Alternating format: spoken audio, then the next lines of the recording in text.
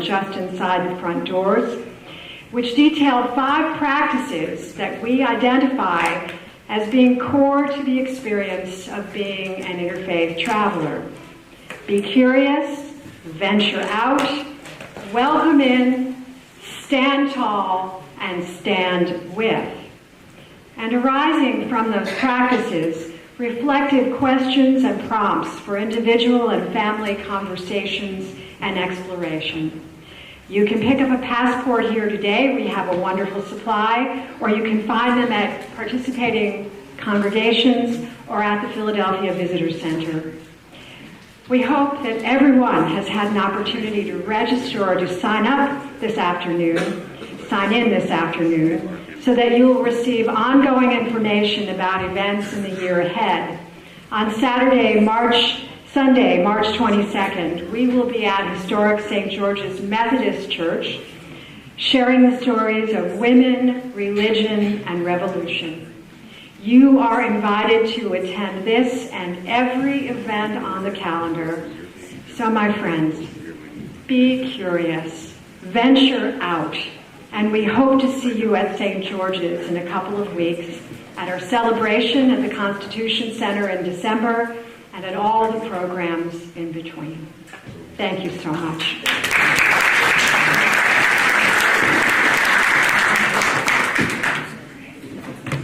Alrighty, so we are now going to move into our discussion. This is a conversation, and we would like to introduce our moderator for the afternoon, Ms. Karen Williams, who is the president of the Philadelphia Asala.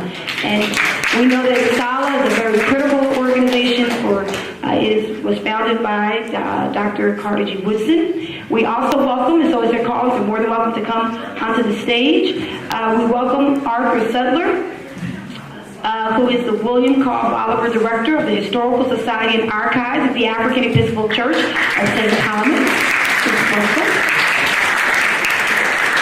We welcome Mr. Crawford Wilson, who is our resident historian here at Bethel. He'll get me later.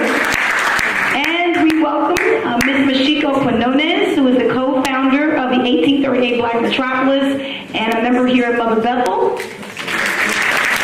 And Father Sean, we're going to be on the stage. Okay, so to our moderator. Why, thank you. Good afternoon, everyone. I hope all is well. First, I want to make sure I give the opportunity for all our panelists to be able to give a brief introduction and talk about the topic they are specifically going to focus on. I'll start with you, Mr. Sudler, who is a St. Thomas historian. You're going to be talking about Black Revolutionary Philadelphia and a biography of Absalom Jones. So I'll ask this first question. To ground us historically, what was Black life like in the Revolutionary era in Philadelphia, both for the enslaved and the free? So, the life for both free and enslaved Africans during the Revolutionary period has to be contextualized in terms of the fact that it was in 1684 that the first slave ship arrived in bringing 150 enslaved Africans to Philadelphia. The fact that in 1700 the Commonwealth, or the Provincial Council Assembly of Pennsylvania, passed the first quote-unquote law for the better regulating of servants, which severely constrained the rights of both free and enslaved peoples, free African Americans and enslaved peoples. And it was within that context that there was systemic oppression.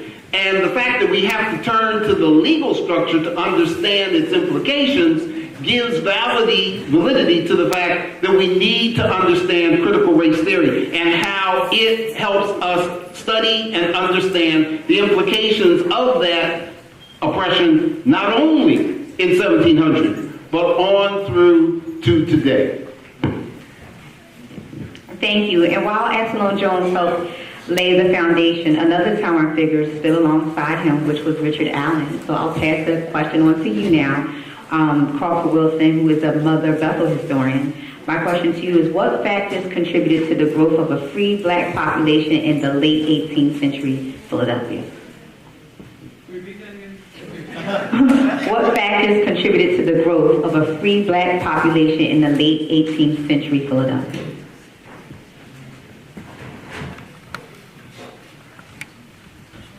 Am I going? Yeah, what I would like to start with Richard Allen and Absalom Jones meeting together at St. George's. And Richard Allen was along free from being a slave. And he came to St. George's, and Absalom Jones was already there. And they preached at 5:30 in the morning, which led a lot of excitement to the black community because they had black preachers.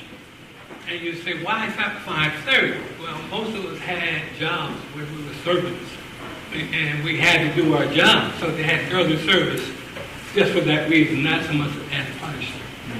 And then when they began to preach at St.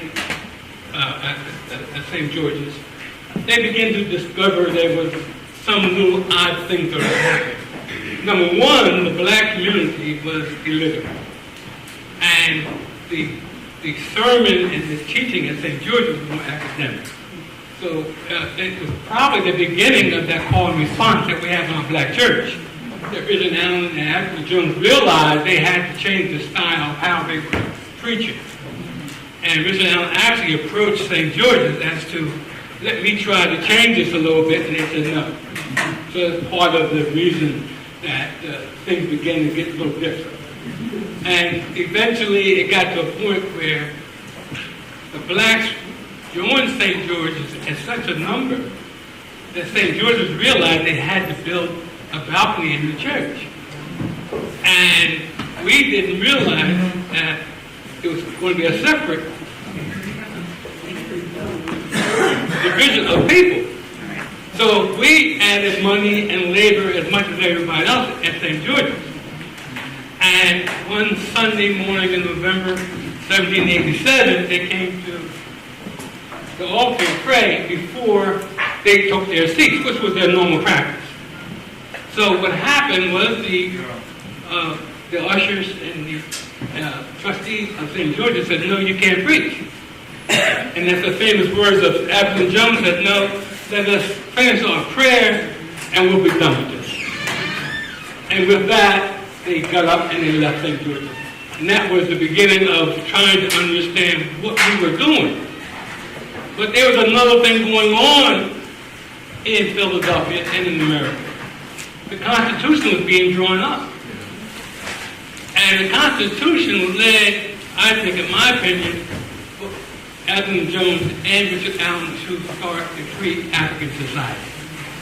The society was put together in April of 1787. It walked out of St. George's in November, so therefore they did have some plans in their minds. So with that, our friends at the time were the Quakers, and the Free African Society began to meet at the Quaker meeting. And from out of that, it was a story of how we got together, how we were organized, and determined to be citizens of the United States of America. Well, it never happened. The Congress passed a Fugitive Slave Act, which says that if you escape from slavery, you could be picked up and there's a bounty on your head. And what happened was the slave catchers fought anybody. And that was the beginning of the underground society, where we had to be quiet about what we were doing. At the same time, these two men were looking to start their churches. They're very religious. The Episcopal Church got Absalom Jones to start their church on 5th Street. Richard Allen was determined to start his church at the same time. They actually walked the street together and collected money. In the middle came the yellow fever. And in the middle of the yellow fever, they had to stop what they were doing. And eventually after that, they got back to their work. So 1794, both churches got started. I love how you provide the historical context for that. I wanted to come back to you, Art, and say, did you want to add anything to the historical context as well?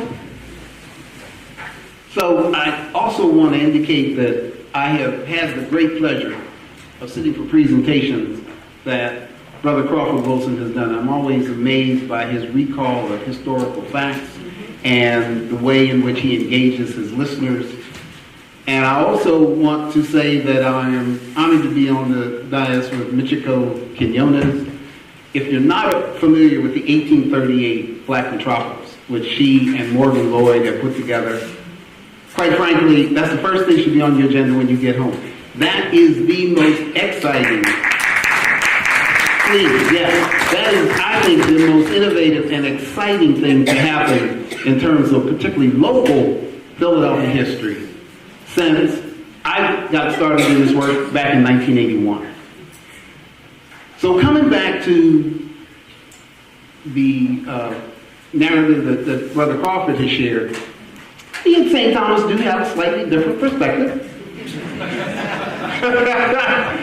Yeah, Absalom Jones, having been enslaved in Delaware in 1746, is brought to Philadelphia by his enslaver Benjamin Wynkoop in 1761. And Wynkoop was a founding member of St. Peter's Episcopal Church, which was, together with St. Christ Church, they had the same vestry and the same set of clergy. And it was a third Episcopal Church, St. Paul's, which was formed by people who left Christ Church to follow a more evangelical. Yes, there were evangelical Anglican preachers at the time, and he was one. His name was Reverend McClenahan. So you now have these three Episcopal churches. Absalom Jones is enslaved to Wynkoop, is worshiping at St. Peter's. Wynkoop becomes both a warden, vestryman, and a warden. So he is within the power structure of the local Anglican, as it was at the time, church, before the formation of the Episcopal Church. And he marries in 1770. He and his father-in-law, John Thomas, buy Mary Thomas's freedom, Mary Thomas Jones. And they then set about repaying the monies they borrowed for her freedom and also building their own economic stakehold in the city of Philadelphia. Absalom keeps asking his master, will you please let me buy my freedom? He saved up enough money. But it's not until 1785 that Benjamin Wynkoop finally doesn't actually say, yes, you can buy your freedom. At that point, he is convinced, for some reason, we're not sure. Maybe it was the talk about freedom that was in the air. Maybe it was his recognition of the fact that this man had been enslaved to his family for 38 years and had provided, as one historian says, meritorious service. Maybe it was God at work saying slavery is wrong. Maybe he was listening to the Quakers who had already started to disown their members who were involved in slavery. He says, I will grant you a manumission, meaning he did not have to pay for his freedom. And so, yes, he leaves St. George's, where he had been worshiping with the Wynkoops, and that's also where Mary's enslaver Sarah King worshiped. And he starts to worship at St. George's. That's 1785. In 1787, Absalom and Richard formed the Free African Society. In looking at the research by Dr. Milton Cernett, historian emeritus at Syracuse University, who went to St. George's and looked at the bills for the building of the balcony, and in Richard Allen's gospel labels, his is the only eyewitness account of the walkout. And he says, we went to the church one morning, and we were told by an usher to go to the balcony, and we would see the seats that we were supposed to take. So they went to the balcony, and they took seats they were supposed to take, if we're following Richard Allen's recollection. Well, he says he heard low talking and scuffling. And he looked up and he saw, he calls him the Reverend Absalom Jones, but at the time he wasn't yet priested, being accosted by an usher. He only describes the usher by the initial of his first name and the initial of his last name. Well, Dr. Sennett says he looked at those initials, as well as the initials of the person who was identified as the pastor of Mother Bethel of St. George's at the time, and in the St. George's Methodist minutes, the only individuals whose full names matched those initials were serving in 1792. So it's our belief that with the Free African Society having been formed in 1787, when you look at what the Reverend William Douglas, who was our second rector, included in his book, The Annal, you start to see this drift towards a more religious organization, something that Richard Allen wanted at the outset, but he said, you know, black people in Philadelphia have so many religious affiliations. They're Lutherans, they're Baptists, they're Methodists, they're Presbyterians. They can't come together in one single religious entity. And so they formed the Free African Society, which was organized to in part support widows and orphans and those who, through no fault of their own, could not support themselves. And so as they drift towards this more religious influence, you see that they form a quote-unquote order for marriage. Then they start to hold a religious service. Then they say, we need to form our own church. And so they ask the members, will you contribute the money you put into the Free African Society to build this church? The church is going to be called the African Church of Philadelphia, a non-denominational entity. And they work with Philadelphia leaders like Benjamin Rush, Dr. Benjamin Rush, prominent physician, also a signer of the Declaration of Independence, and he supports them. And as Crawford indicated, then yellow fever hits and it separates, it stops the formation of the church, the organization, the building of the church. But after the fever, and after they've also been told you will not be succumbed to this fever, and that is quickly proven wrong because Africans and African Americans in the city do fall victim to the fever and die, there is a pamphlet put out that accuses the nurses that Jones and Allen hired and trained of stealing from the people they were trying to help. And so they have to publish a narrative. Richard Newman calls it the first use of modernity, the tools of modernity on behalf of the African American community to fight back against their oppression. And so they publish this narrative where they go through all the things they did, all of the losses that they incurred, both in terms of human beings and in terms of finance. And they say, we wish it would have been so that we would have been immune, but we were not. And they smartly get the mayor to endorse their version of the events. So after that, with the formation, you have, we believe, in 1792, you've already had the walkout. So you have the yellow fever, you have the formation of this African church. Then they have a denominational vote. We don't know why. But the majority say, we want to be with the Episcopalians. Richard Allen says, I cannot be but a Methodist. For some reason, these folks were not reading the room. They were not listening to this man. They go to him and they say, well, won't you be our first leader? He said, I cannot lead you into the Episcopal Church. I am a Methodist. He said, I will leave you in peace. I won't interrupt your fundraising. And as Crawford said, they actually worked together to raise the monies for these two congregations. And then the two congregations take off. So this is unity, even though they are not on the same page in terms of their particular process for achieving liberation. There's a fascinating story thereafter about Mother Bethel's struggle for independence, which is very different from St. Thomas's struggle for independence, and we can talk about that later on if we have time. Did you want to add anything? The only thing I'd like to add is it was a very important piece. They were friends, different denominations. But Richard Allen was only a deacon in the Methodist Church. He could not marry and he could not bury. Absalom Jones did the marrying of Mother Bethel and the burying of our dead. In our records, 240 people were buried on this ground in this property at one time. So, including Flora, the first, Richard Allen's first wife. So, we needed Absalom Jones. Richard Allen needed Absalom Jones. Different personalities, but they worked together as a team. Richard Allen was more of an outspoken person. The mature one was Absalom Jones, the older one. So he stuck with Richard Allen all the way until Richard Allen became bishop and he started his own denomination. We already heard of Machiko in 1838, and you were going to focus on the impact of Allen and Jones in the institutional legacy. Did you want to speak on that and give us a historical context as well? Sure, and Art, thank you for the very kind words. Very kind of you. And also, I'd like our board member, Michelle Flamer, is here, so I'd like to just call her out. So thank you for coming.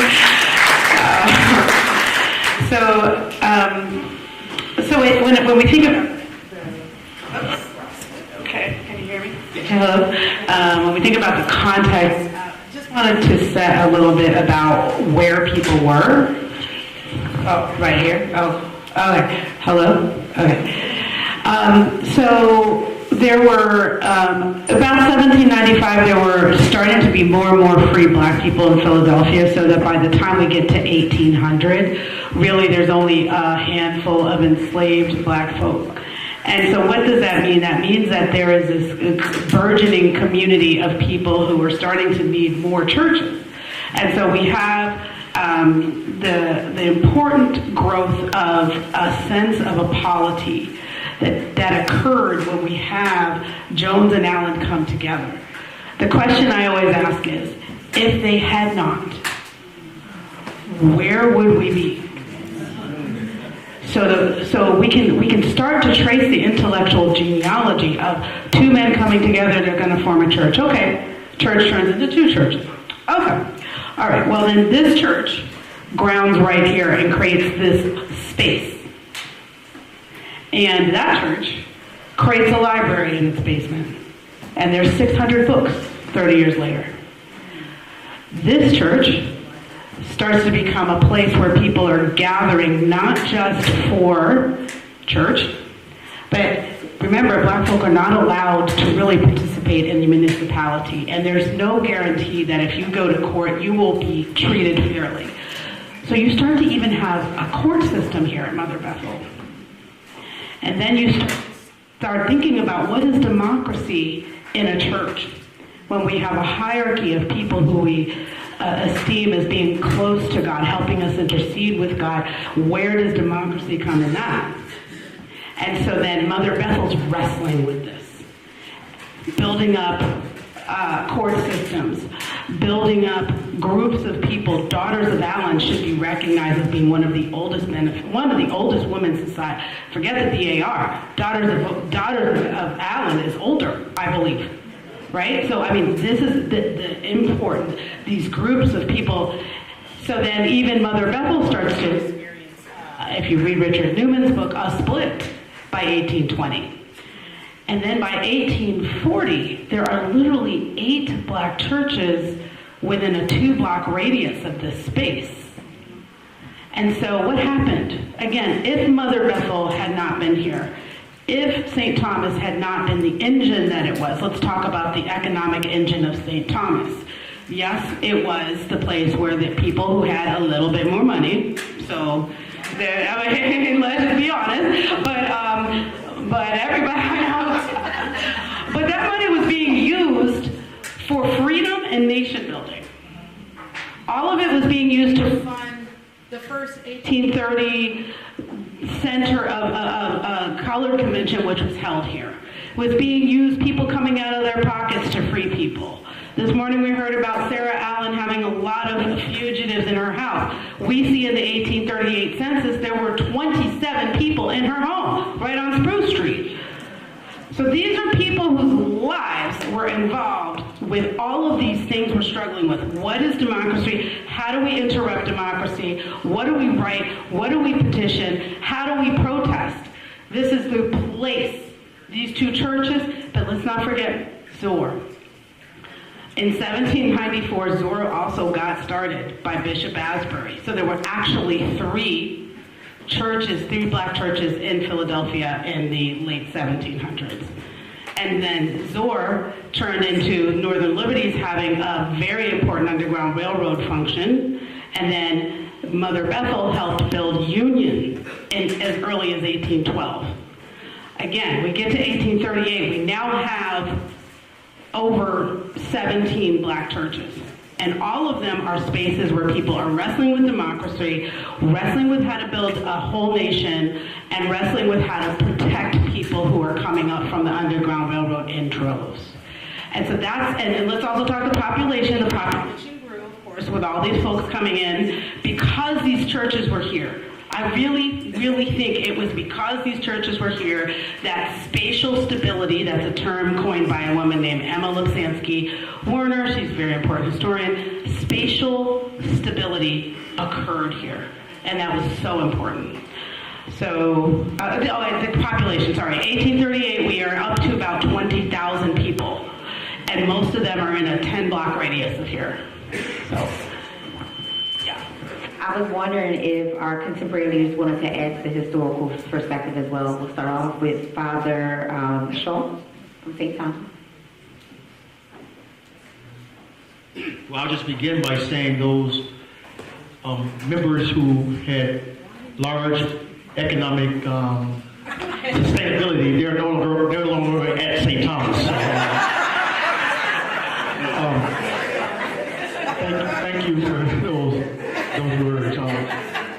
I would agree with everything I've heard both all three of you state as to the relationship of what would have been and is now. But I want to just say, as the 17th rector, thank you, the 53rd, as the 17th rector of St. Thomas, I feel that we have an enormous, just based on this history, we have an enormous obligation, an enormous responsibility, enormous duty, and assignment to keep these legacies that you have heard just expressed as it relates to Absalom Jones and Richard Allen. And I kind of listed those in this order in terms of our responsibilities. We must remain and be rooted in Scripture and the Word of God. We must be prayerful at all times. We must always and continue to proclaim the gospel of Jesus Christ. We must continue to be a voice for the oppressed, those who are rejected in our society. And certainly we must continue to advocate for justice and equality for all of God's children. Educating others about early Black American history within the context of American history as we celebrate as a nation 250 years, we must remind folks of our history. Following the example of Christ, following the example of Blessed Absalom, following the example of Richard Allen, we must continue to participate actively in service and community initiatives. For certainly, we may not have a yellow fever right now, but there are other community initiatives that we must be actively involved in.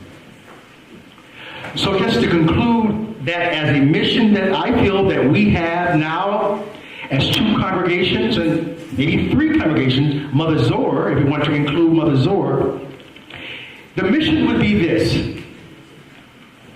keeping the legacy of Absalom Jones and Richard Allen is devoted to advancing a Christ-centered faith of justice, servant leadership.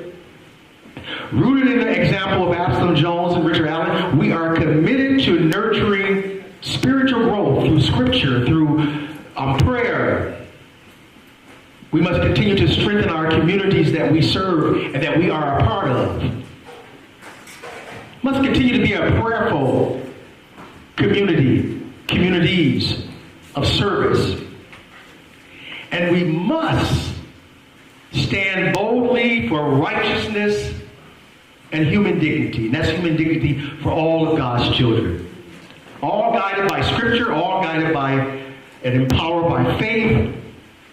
We seek to uplift generation after generation after generation to walk in love, lead with courage, and live as instruments of God's justice and God's grace. So again, this is a big assignment of walking in the shoes of Blessed Absalom Jones and Bishop Richard Allen. These are big shoes, Pastor, to walk in. But I do believe that with God's help, I do believe with the power of the Holy Spirit, we will be able to keep the Spirit alive in our churches, in our communities, and as our country celebrates 250 years in our country. God bless. And so I'll ask that same question, Reverend Cavaness. I was saying that as a contemporary leader, and listen to the historical context, what would you add to it as a current leader of the congregation? So just to underscore my brother in the struggle, the other piece is also critical, certainly, as we are very unapologetic about our faith, is also that we are the caretakers of a tremendous legacy.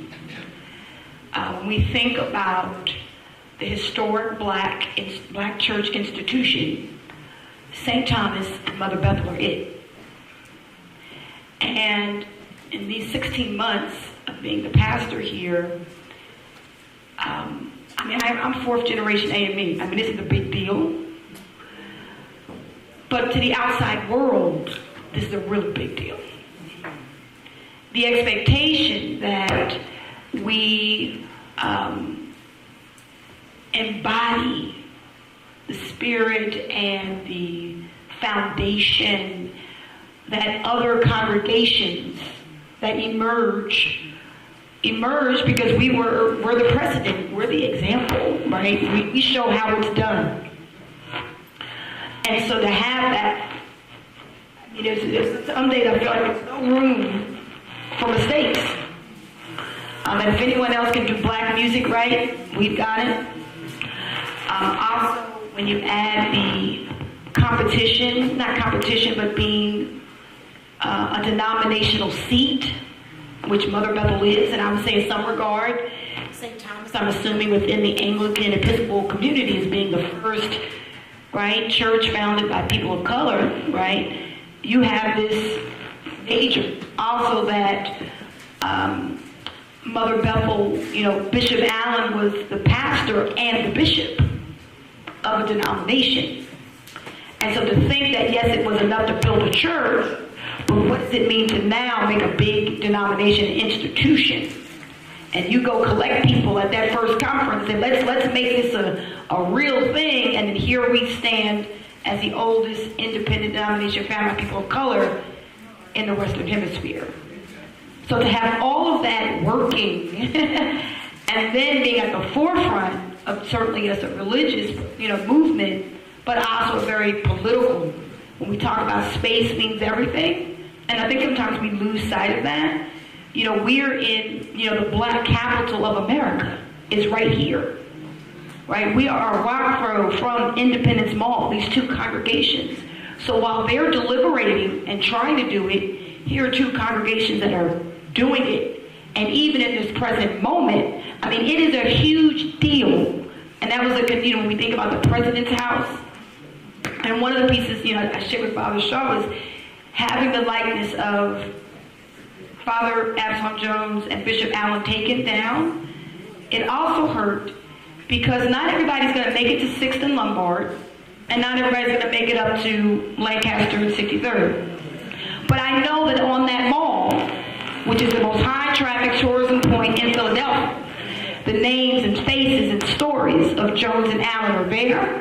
That you gotta maybe Swiss by, but you're gonna see because not everybody makes it here to 6th and Lombard, but they make it to Independence Mall.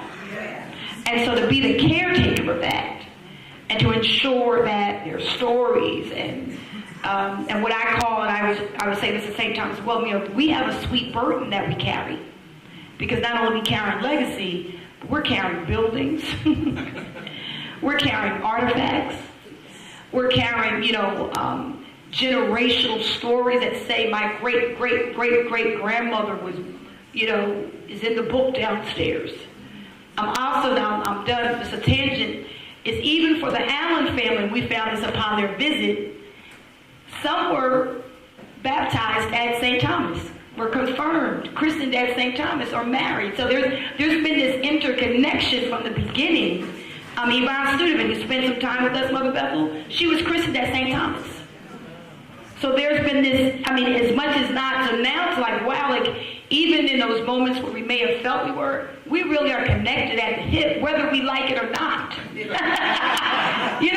just destined that we're together, right? That we're destined to be in the show because that was how we came forth out of the womb of this movement together. I just want to add One thing that she mentioned the president's house and how individuals who visit our city, especially for this 250th anniversary year, I think God is going to make something that happened badly something good.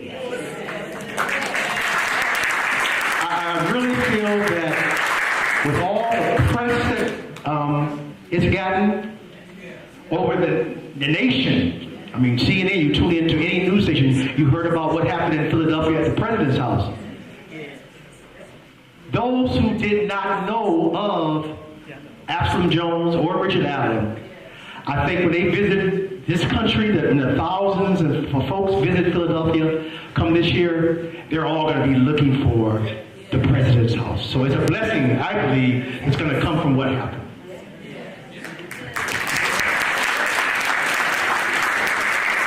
I do have one question I want to pose, and it goes to anyone here, just after listening to your historical context and your narratives that you presented.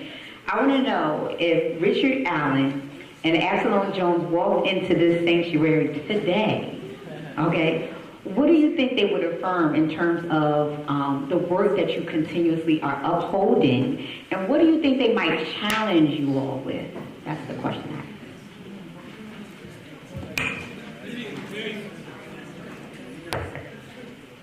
Richard Allen was a Methodist.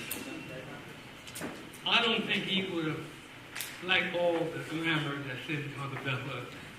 I don't think so. I think Richard Allen was strictly Methodism, Wesleyan. He was very much a Wesleyan. And it's nothing to knock our church and our glamour. Back in his day, it was about Methodist giving and sharing. Yeah. And not really, if they had extra money, they would rather have done something else with it. So that's just from my look at it. It doesn't mean that you have to see it the same way. I just want to make sure I'm putting it out there that Richard Allen was a Wesleyan. Anybody else? Well, just looking at, I don't know if this is working. That's not, okay. Oh, no, I think we're good. If you look at what they did from the beginning, they were always remonstrating with the government. They were always going to the leadership and submitting a petition or asking for rights or organizing. I don't know if you know in 1812, during the War of 1812, are you on? No. Hello? Hello? Okay, right. So the War of 1812, they organized about 2,000 black men to go and build a fortification over at Grays Ferry.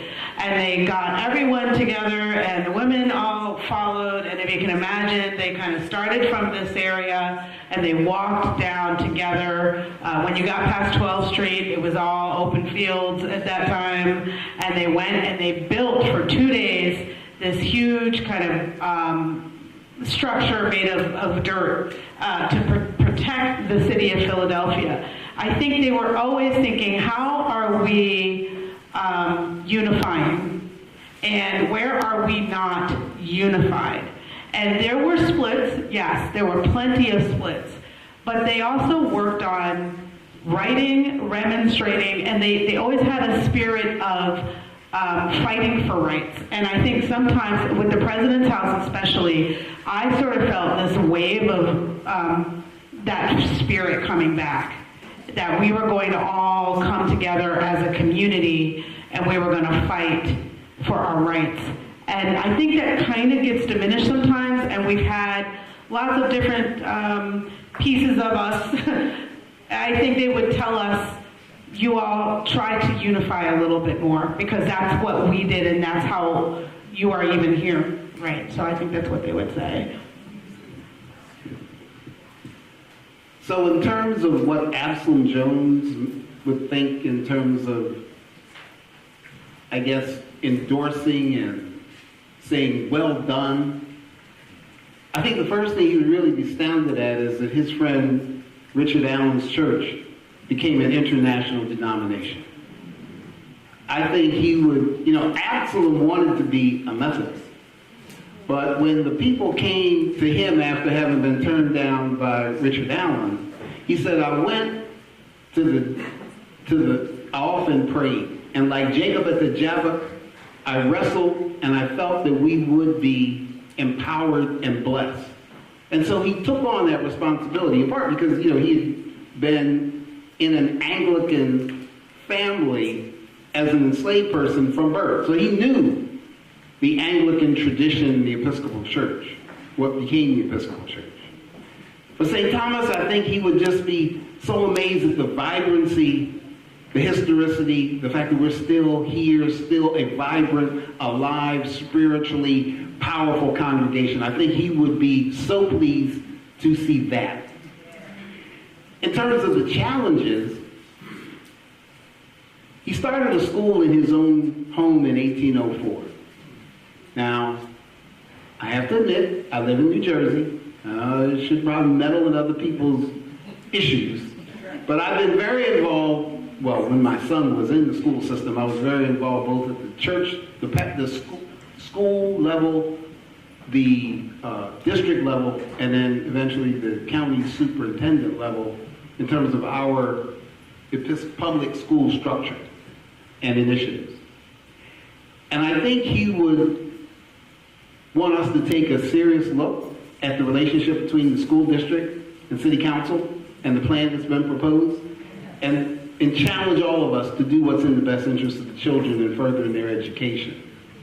And to Michiko's and Father Shaw's and the points that have been made about the struggle around the president's house, there's another issue just feet away from the president's house that we need to put on that radar. So a couple of months ago, I went through Independence Visitor Center and I went to the gift shop.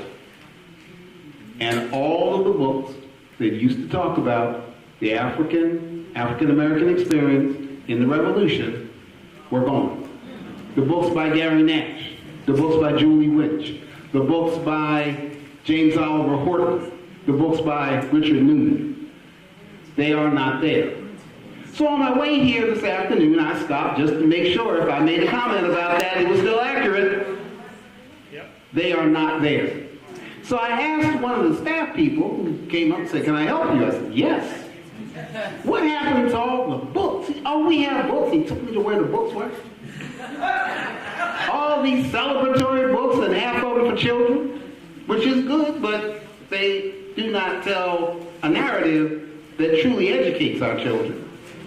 So I said, where are the books? And I named some of those authors. And he looked at me and he said, yeah, we don't have them now. So I said, well, I'm on my way to a panel at Mother Bethel, and I just wanted to make sure that that was the case before I raised that at that panel. And he said, I understand. And then we parted. So let's put that on the agenda as well, that the bookstores here operated by the National Park Service need to accurately reflect literature that speaks to the presence of people of color during the Revolutionary era and after here in Philadelphia. Would anybody else like to add to that at all in terms of the affirmations and challenges? I just want to thank my brother Art for that information. I don't think most people here were aware of that. So maybe we need to look into that. Write a letter. Okay, we're writing a letter. Yeah, we can do that. That's easy. But and you said it was the Independence Visitor Center. So we just go to the CEO, Catherine LeVette, who's been to go. Tomorrow.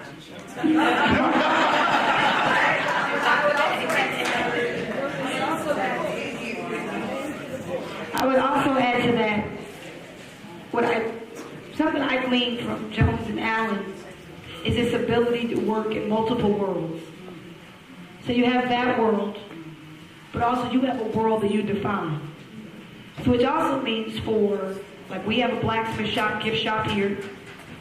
St. Thomas, I'm sure we can we need to put those books where we are, right? And so yes, we're calling out there, but those same titles, and we have a shared bibliography, right, that makes it available as people are coming and going, because they worked in these two, they worked in more than two worlds. And this notion of self-help and self-empowerment, I mean, I get distressed when I see the level of how much we do not, as black folks, support black folk. Especially given that I'm blessed every day to walk into a place that's built by black people, majority paid for black people, okay?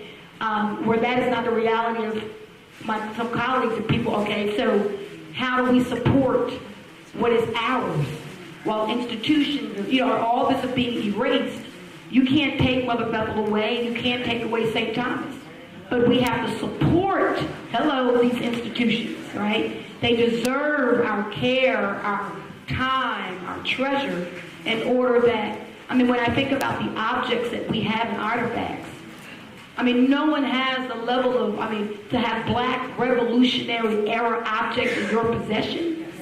That's unheard of. And when it's just not one thing, we're talking about multiple. You have a chair, you have, what we have downstairs. And so how do we ensure that that they are accessible, right? And that we receive the same level of respect and reverence, just as much as National Constitution Center, Museum of the American Revolution, all these, even the Smithsonian in D.C., because we are it. We are in living history. And so I think that would be their challenge for us. If our kids aren't being educated, first of all, the first home, I know for me, was the church. It was the home and it was the church was my first education point. It was not relying on what was going on in a classroom that they dropped me off at, right? And so how do we, those tenets that built and that, helped to, comfort us that they were available and alive. And so how do we make that renewed commitment, right, to that? Sorry for more work, Father Shaw. Well, I have one for you, too. and the one that I have in kind of piggyback on what Art said in terms of education being so important for the legacy of both Absalom and Richard Allen. Pastor, I want you to pray about the possibility of creating some type of joint Mother Bethel St. Thomas educational initiative, school, IE. Pray about it. If you said it, and you're the elder, you're 1792 and I'm 1794, and I listen to the elder. But it's only been 17 of us and 53 of you all. That's a whole other story. I have a theory as to why. I don't know if Brother Crawford, you would agree, but I'll give you my theory as to why there's been 53 pastors. And I would love to hear the theory for 17. So Mother Bethel, the AME Church, we reset ourselves, as many others, on the presidential year. Right? So every 4 years, if we're, there's a U.S. president, we also are resetting ourselves as a denomination. So we elect our bishops, our legislation. Because this is a denominational seat, because the bishops of the church would make the determination of who's the pastor, who gets to stay or who has to go, or this is an elevation. I make a joke to people, if you become a pastor of Mother Bethel, you've got 3 places you're going. Maybe 4. From here, you're going to heaven. You're either or becoming a bishop, or you're becoming a general officer, or you just got to go. And so because of that is why every single year, except in this past maybe 35, 40 years, if you look at the year of a general conference, either the year before or the year after, there has been a pastoral transition. So that's why there's 53 pastors, more pastors than presidents of the United States, because of the denomination. Because this is a denominational seat. Now, in current age, it's become a little not as. But the bishops of the church, for example, why we do not have the Bethel burial ground, Bishop Tanner, Henry of Sauertier, we all know that name. He wrote and said, that place is in such ill rapport, it needs to be sold. You're not keeping it up, you don't have the money, you can't take care of the church, you need to sell that. And so it was sold $10,000 City of Philadelphia in order to build this fourth church. Okay, and there'll be more to come probably into this year or so around the formal Bethel Burial Ground project with the City of Philadelphia, who is now giving the just due to those over 5,000 souls who are buried there. And I believe, I'll be certain that there's probably some St. Thomas. I'm sure. I'm sure it would think. But that's my theory for why there's 53 pastors, and then Father Shaw gives us why there's 17. I just want to say My answer is very simple. There's only been 17 pastors of St. Thomas since 1792 because the people of St. Thomas love their pastors so much. and they take care of their pastors so dearly and so much. No one wants to leave. I just want to say that the pastor's job at Mother Bethel is the plum job in the Abbey Church. That's really what we're talking about. It's always been that way. So when we pick a pastor, we're picking the best pastor. And I think it's 1998.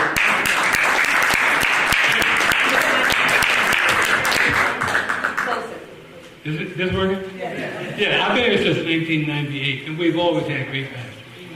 And Mother Bethel will always have great pastors. That's just the way the church was built. And everybody wants to be the pastor of Mother Bethel. That's why it's 53.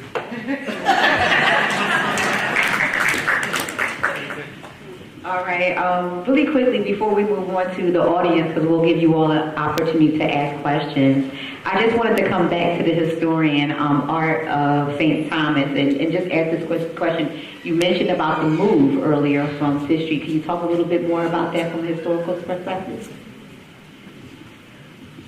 Yes, certainly. So in 1887, the congregation decided that they were going to move. They had been wrestling with that for at least 10 years, and as a matter of fact, Octavius Valentine Cato was on one of the committees that was looking at the question of moving and at prospective sites. I suspect that there was a concern about the distance that people had to walk from where the community was, the center of the parishioners living there in the 7th Ward. And so they said, well, this is impacting people's ability to get to church. They're not going to walk all the way to 5th and what was then Adelphi, now St. James Place.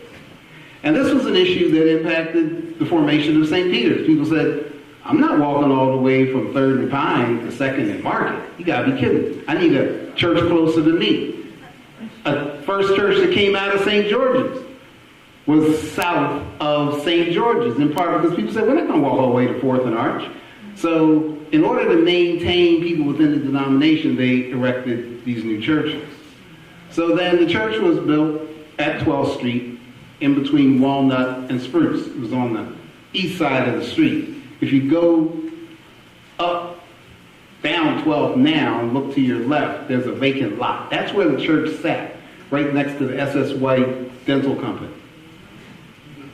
But by the time of the Depression, the congregation was carrying 2 mortgages, and they did not see a way that they could pay off those mortgages and continue to be solvent. So they worked with their bishop, Bishop Oliver Hart, and their relatively new rector, the Reverend Robert Bagnall, who previously had been director of branches for the NAACP, until Walter White told him, Bob, you're not bringing in enough money to pay for your salary, so you got to go. So he was looking for a position, church was looking for a rector, they brought in Father Bagnall. And he and Bishop Hart worked together, presented a question to the congregation, they voted to move. Unfortunately, a significant number of people left the church and refused to move. The church then moved and joined a small congregation that was made up primarily of people from the Caribbean. St. John the Beloved Disciple sat in the middle of what is today the Haddington Recreation Center at 57th and Haverford Streets. That church was demolished when they built the Haddington Recreation Center, but by then the congregation had moved to 52nd Street between Parish and Ogden, in between it was a former Methodist congregation that had also come out of St. George's. And in 1951, there was a fire, so Father Jesse F. Anderson Sr., who was then the rector, had an opportunity to redesign the interior to make it look more Anglican. The interesting thing about that location was Parish Street was named for John Parish, who was a radical Quaker who worked with Absalom Jones to create the 1799 petition that went to Congress to try to outlaw slavery. And if you go to the Smithsonian Museum of African American History and Culture and look up on the wall and you see 1799 petition of Absalom Jones and others, one of the others is John Parish, who really played a major role, according to the research of certain recent historians, in the creation of that petition.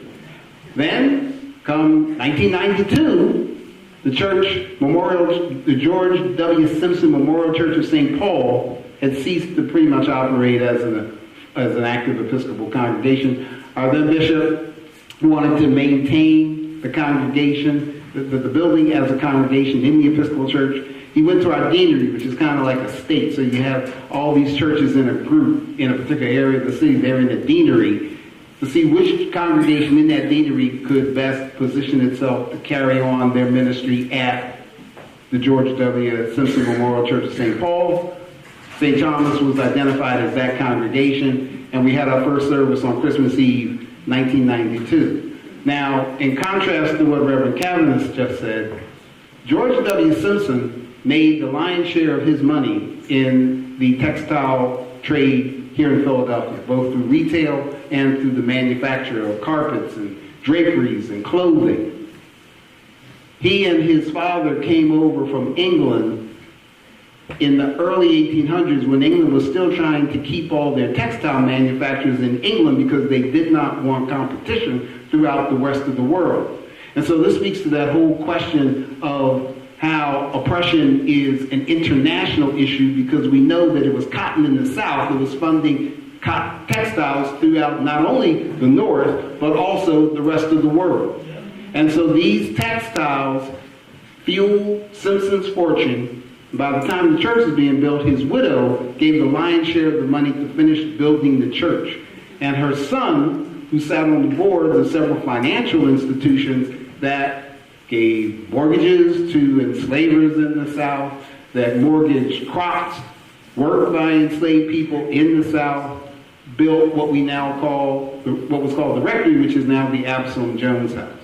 So we have moved, we're now on our fifth site, whereas Mother Bethel has remained on this side of land, the longest owned parcel of land owned by people of African descent in the history of the United States.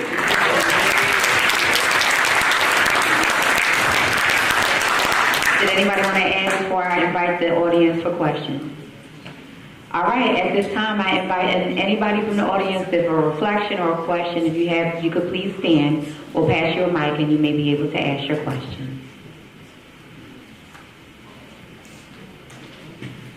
Okay, there we go. Right over here. I have a question for you, first of all, because the notions about African American History Month and African American History Week, Negro History Week, with all that causing tension right now, how do you think about what it means to have those observances and your role and our role in thinking about that tension? Because there's a sense that it kind of got corporatized in a way. Now we have to think about this. So I'm going to speak of this question from Dr. Carter G. Woodson's perspective, right? It never, his idea of Black History Month or Negro History Week was never supposed to be this big celebration for 1 month or 1 week. This was the time period in which you showcase what you have been doing all year long. It was the idea to show your research, be prideful in what you did, but the research and the work was done 365 days all year long. So I do agree in some ways that it has been commercialized in this way, but if you really know what Dr. Carter G. Woods envisioned and what a Solid Stills mission and vision is about, it's about doing Black history every day. Because Black history is history, period. And the whole idea is about making sure the whole truth is shared. Like that, we don't leave parts out that are ugly. We don't leave parts out that we don't want to hear. It's told from a perspective that is the whole truth, and that's what we stand on. So thank you for that question. Do you have another question? Karen, I just had a comment, and that is that in talking about 53rd, I just wanted to make a comment that Bishop Jeffrey Lee was the longest pastorate, and this is in our lifetime, since Richard Allen, and that was 15 years. And then the pastor right before Reverend Cavaness, who will extend past, I'm sure, Reverend Tyler, but Reverend Tyler beat Bishop Jeffrey by 16 years. And so it's only been within our generation that we've had a longer, extended period of time of pastorates at Mother Bethel. And I think it's to the credit of the congregation, because I think with shorter length of time, you can't do as much and to accomplish as much. Did anybody want to comment? Thank you, we agree. All right, yes, please stand. I just want to mention, to dovetail off to what Supervisor Lee said, if we drill down even further, and I know you said that we've had great pastors, I would say to you that history will be subjective and look at some of them, but the personality of those pastors always varied. They were always different, and it always impacted the congregation in multiple ways. It either made them stronger, or it caused other little issues, and some of us have been around to see some of those things actually happen. And the fact that we were able to survive them, we would have to say is only to the credit and grace of God. Because personalities, I mean, look what we're going through on the political side with the different presidents and their personalities and how it impacts the country. I think that happens in Mother Bethel as well. So I just want to say that. So in terms of different clergy leadership and the connection of these two churches, it was our 15th rector, the Reverend Dr. Robert E. DeVos Jr., who formed the Historical Society in 1981. And he had marched with Martin Luther King and was on the Montgomery Improvement Association's executive committee and got thrown out of the Diocese of Alabama because he went against what his bishop told him, which was, don't be involved in the civil rights movement.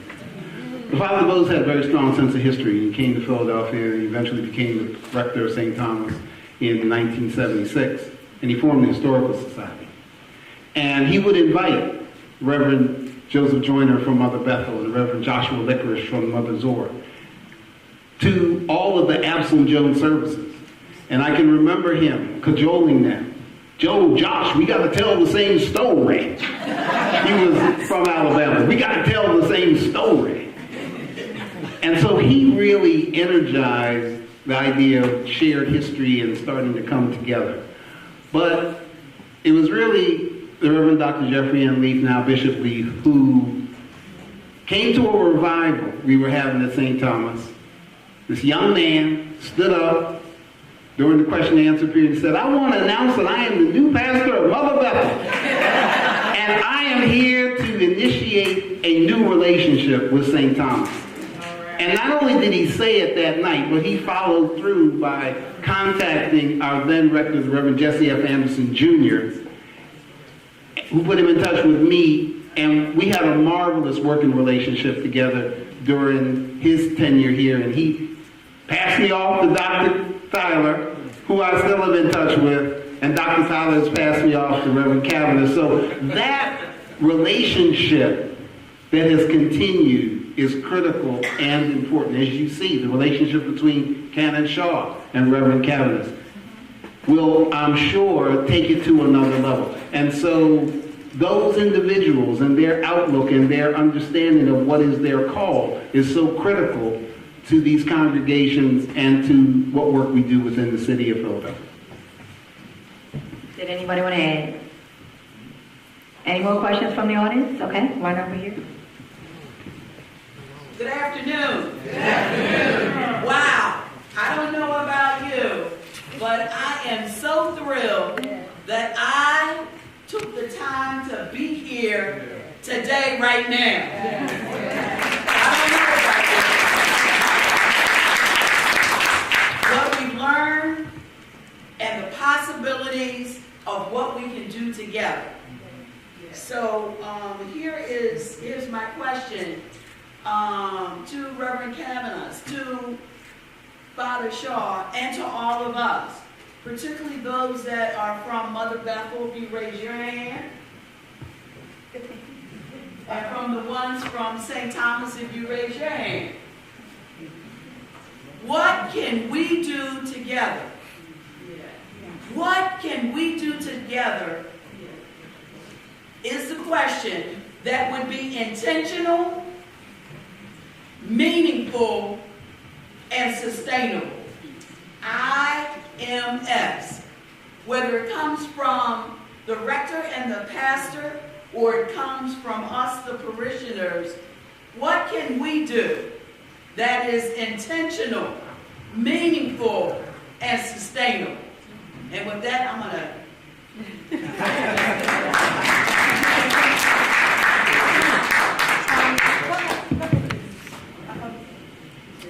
So I recently became a sister of the Order of the Eastern Stars. And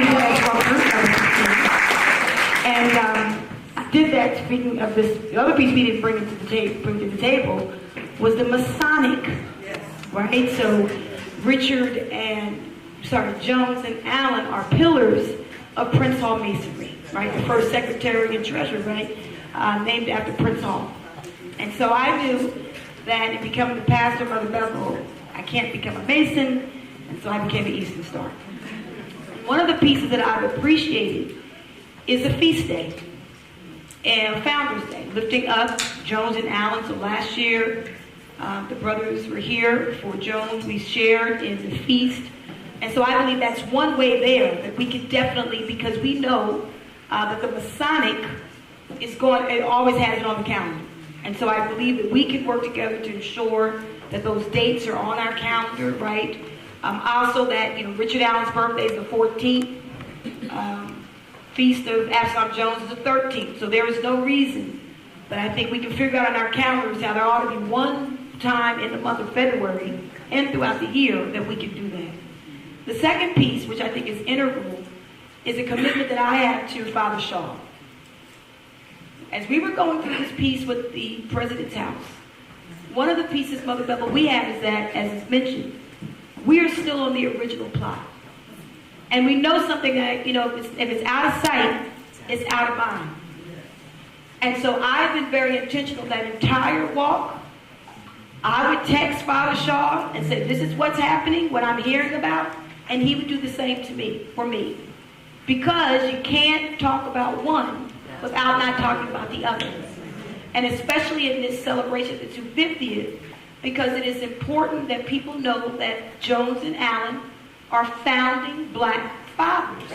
If you go into the exhibit at the Museum of the American Revolution, okay, when you walk in, it's an event called Decorations Journey, right to the right. I mean, Absalom Jones looks so gorgeous. How they have Richard Allen is a whole situation. I'd like to pick that picture.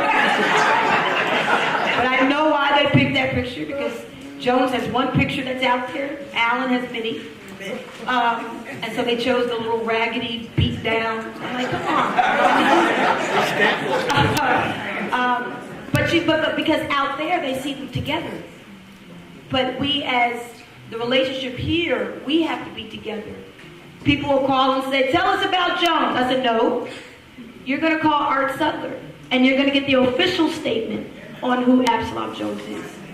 The bell that you see there, we have Richard and Flora and Sarah, and we have Absalom Jones' name, and we have Mary Jones there. There's something I'm going to give as a gift today to Father Shaw.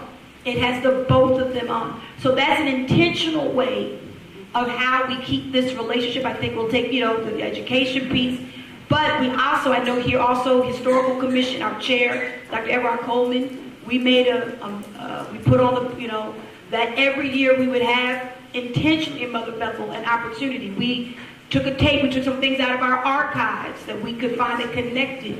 So these are just tangible.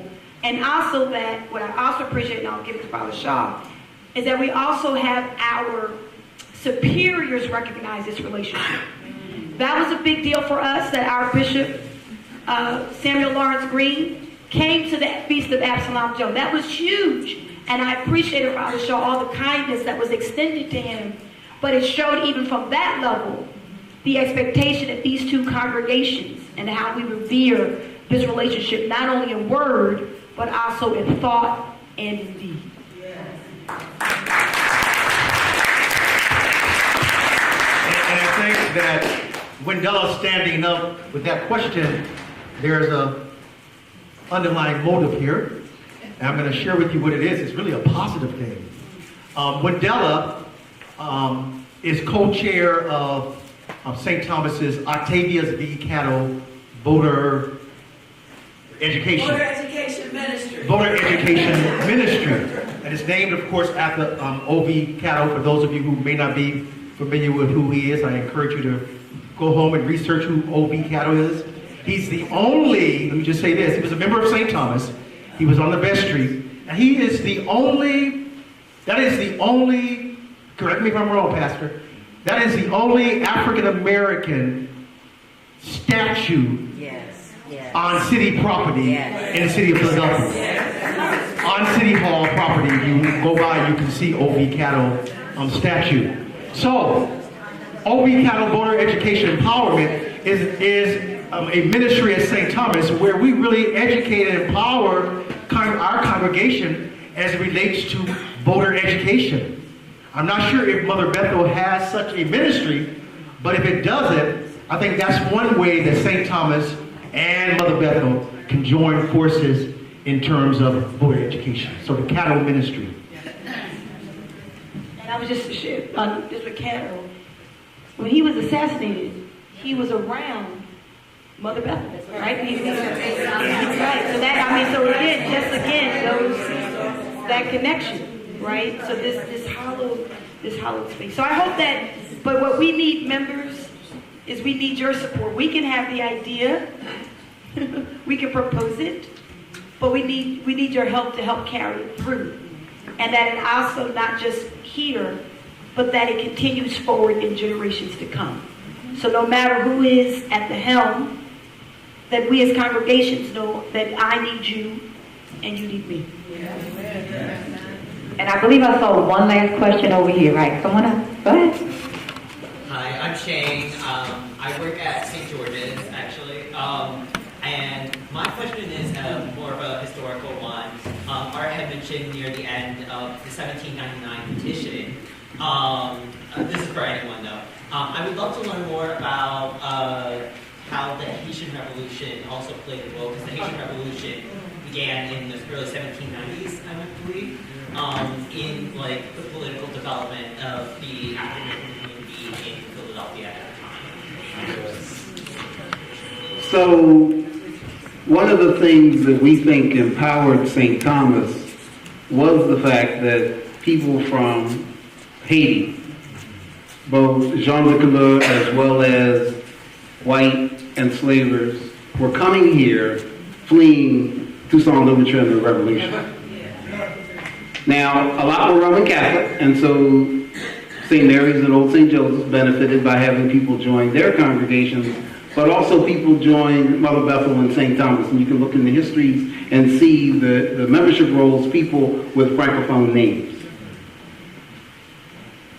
There's still work to be done to explore how some who were moving between Haiti and France and the United States, who were in search of both weaponry as well as putting out what the enslavers, both in the White House and in the United States, thought was incendiary literature, how that impacted these congregations in their own struggles for social justice. So we at St. Thomas very much understand the fact that the new blood, the energy, the social justice imperatives that came from the people who left Haiti have definitely impacted St. Thomas. Did anybody else want to add? All right, we have one more question over here. Oh, okay, one more question. Okay. I had to write something down. I wanted to get your thoughts on the Absalom Jones and Richard Allen and how they grew the African congregations to become, during my young years, childhood, considered the strongest black institution in the United States, to present day where we have declined nationally in black churches. And I'd like to hear what your thoughts are for future directions on growing the congregations again, so that our pews are full again. When I was a child, when you came to church, everyone was there. You couldn't find a seat. Right? Now we don't have those problems, but it's a good problem to have. And I would like to hear your thoughts on anyone on the table. Yeah, well, the answer is really simple. Churches are easier when it's neighborhood. We lived here. This old city was where blacks were. We walked to church. Our church sits about 1,400 people. And there's a gate that's going up these stairs. And that gate was for telling people that the church is full. I mean, that's just how many people came to Mother Bethel. And as Art was saying, as we began to move around, it thinned it out a lot.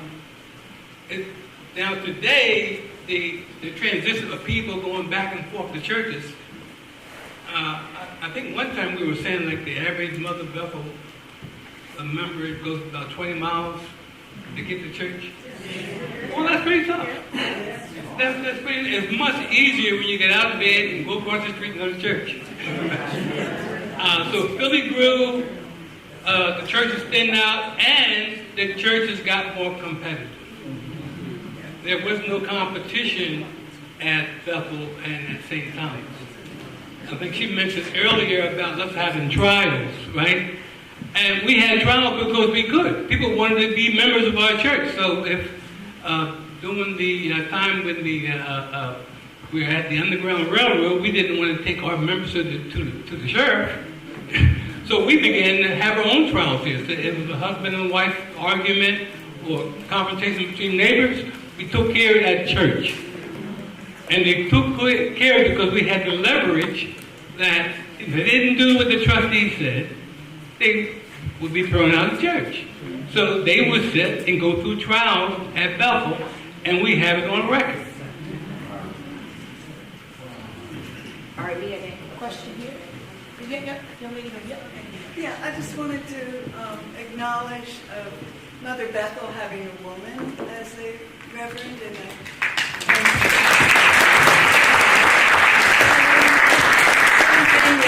Church in St. Peter's. My mother line goes back to Bishop White in Washington, and I didn't feel ever empowered as a child, as a young woman. And I also love bringing in the public education. You know, I'm a public school teacher, and I just really think started at the school board when they were starting up with Black History, and it was 67, and then I also taught at the school where Rustin went in Westchester, and I just think the importance of defending our democracy here at the birthplace, and you mentioned the womb. We are the womb, you know, of democracy here. I just want to thank you.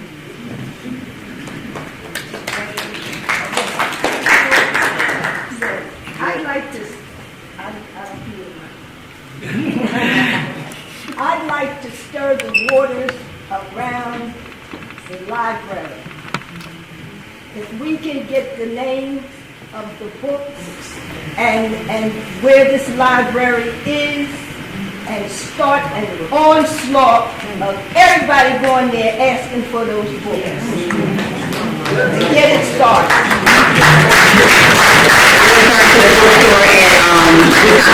The visitor center, okay. Where is it? It's the visitor center. Oh, Yes. well, we need the names of the books. Sister Sharon? Oh, good afternoon. I am a member of the Mother Bethel Historical Society, and I'm so glad that I'm here this evening or this afternoon just to hear this information. So much has come out today, and as being a docent, I'm giving a tour. There's some things that were said that I want to add to my story.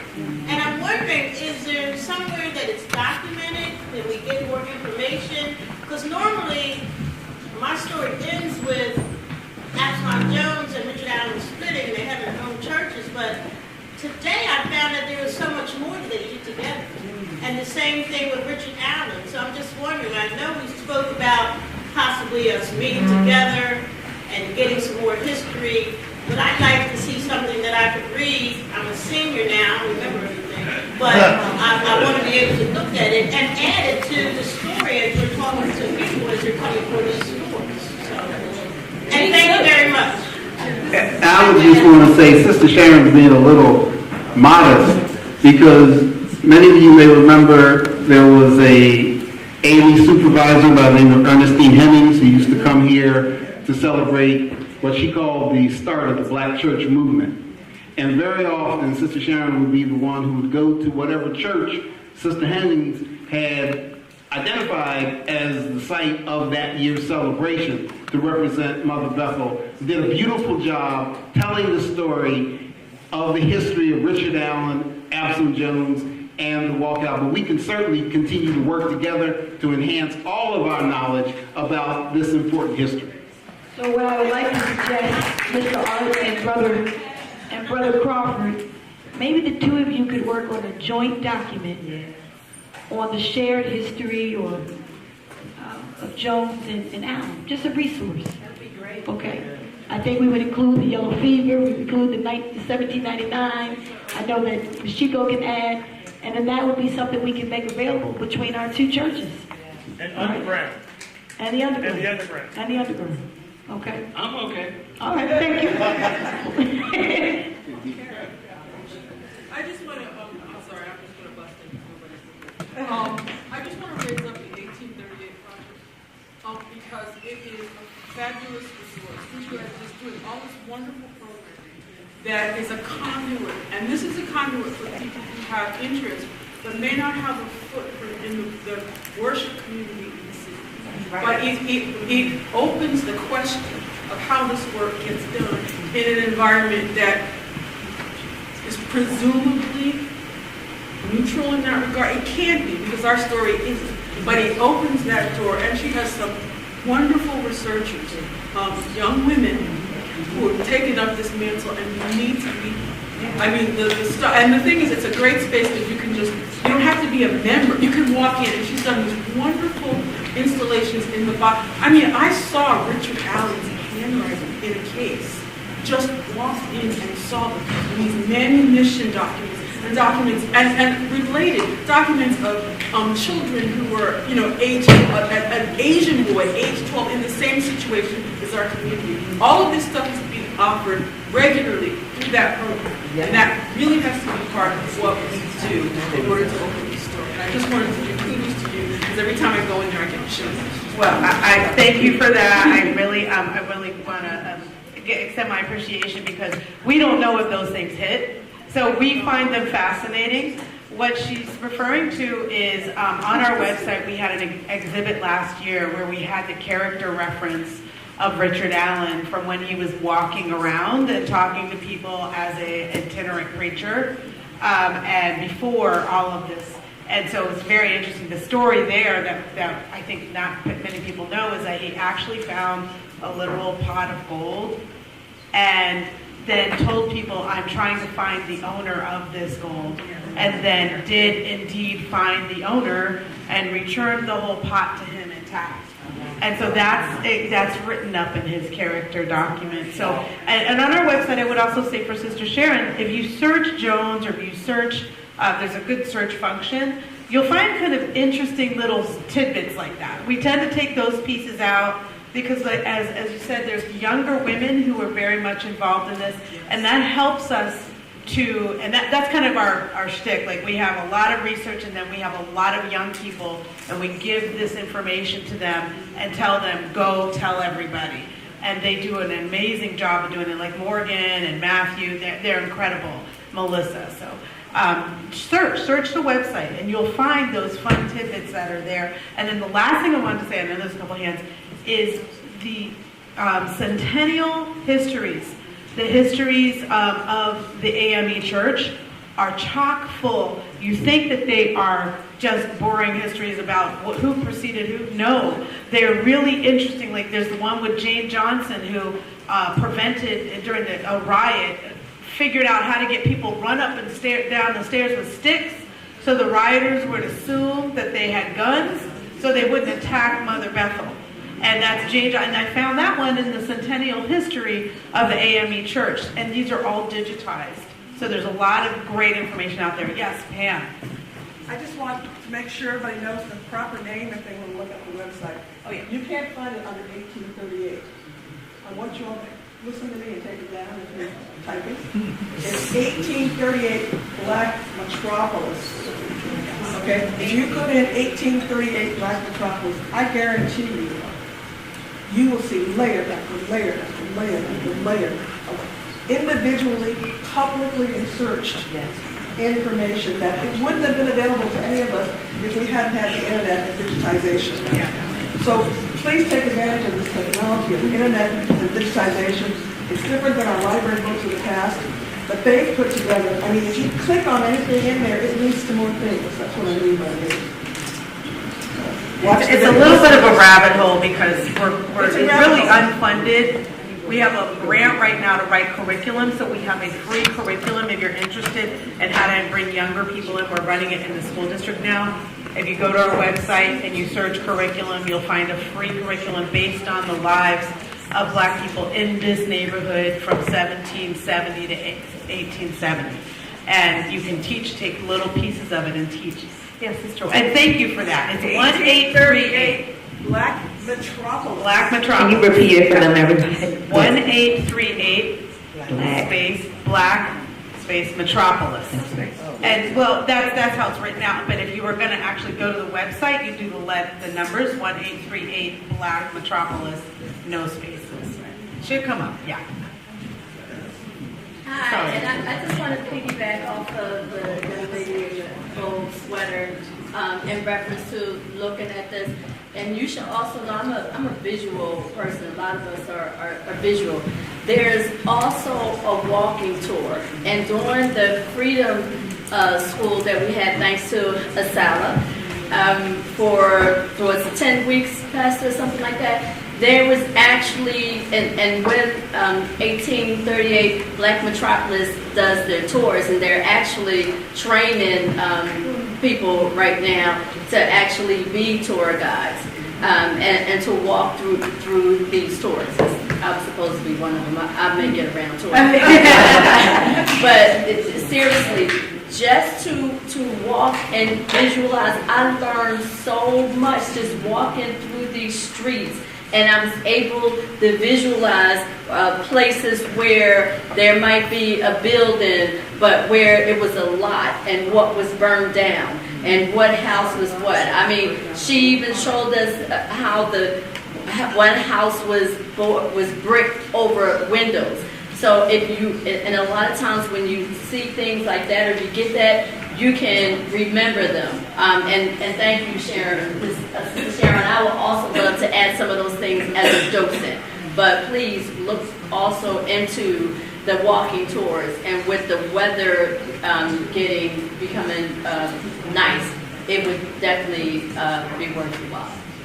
I'm putting it in my phone. I'm not from this kind of generation, but I'm putting it in my phone. I will have it. And then Reverend Pat's going to say, which phone? I'm going to say, I don't know which phone. Sorry.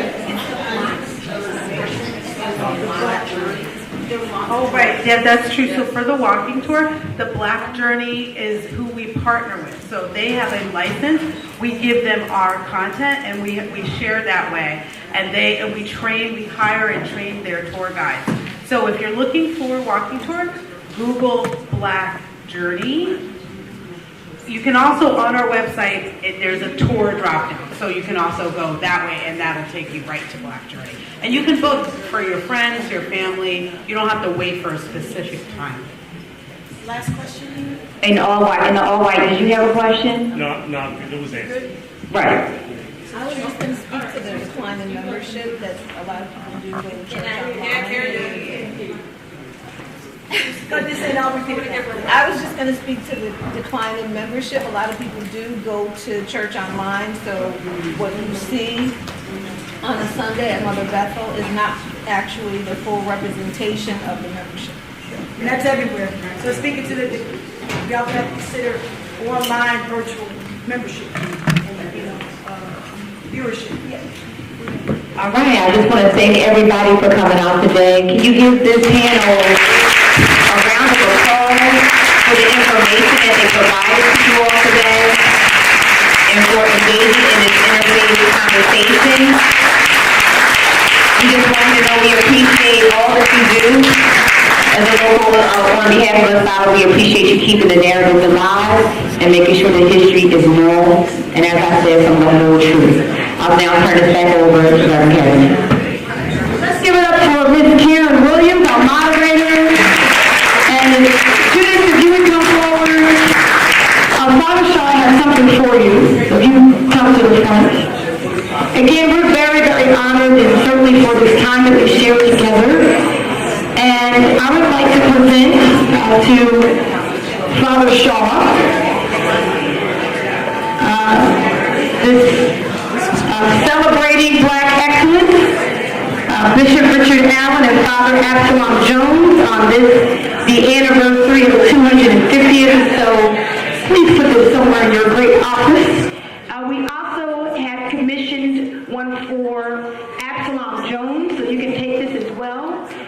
This matches what we've done for Richard Allen, if you could bring that one as well. We also have these available for purchase. If you just go right to our gift shop. And Father Shaw and I, we're going to sign a couple of these, because these are historic documents. And where's the Richard Allen? And we'll show you Richard Allen. And this is the Richard Allen. So we made a series of these in honor of the semi-quincentennial. So again, Father Shaw and St. Thomas, thank you for being with us. And you can go right to the gift shop. They're available there for purchase. Judith, if you come forward and just give us your final remarks. Thank you so much, Pastor. Thank you, Father Shaw. Thank you, panelists. Thanks to such a spirited group here this afternoon. And please consider our walking tour. Let me hold this up for you. Use your cell phone and use your camera and walk among these historic congregations in our city. Lift this up. Join us in 3 weeks at Historic St. George's to talk about women, religion, and revolution. And we hope to see you soon. God bless everyone.